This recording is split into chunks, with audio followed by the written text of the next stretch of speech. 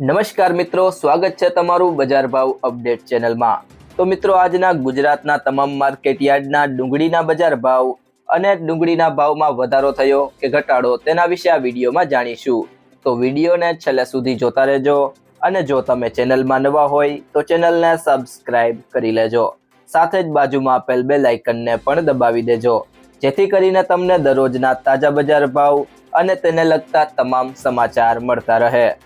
આજના ડુંગળીના બજાર ભાવની વાત કરીએ તો અમરેલી માર્કેટ યાર્ડમાં 250 થી 450, મોરબી માર્કેટ યાર્ડમાં 200 થી 450, રાજકોટ માર્કેટ યાર્ડમાં 90 થી 361,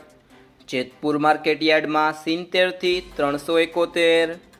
મહેસાણા માર્કેટ યાર્ડમાં 100 થી 360, જામનગર માર્કેટ યાર્ડમાં 225 થી 370, ગોંડલ માર્કેટ યાર્ડમાં 96 થી 411, સુરત માર્કેટ યાર્ડમાં 140 થી 500,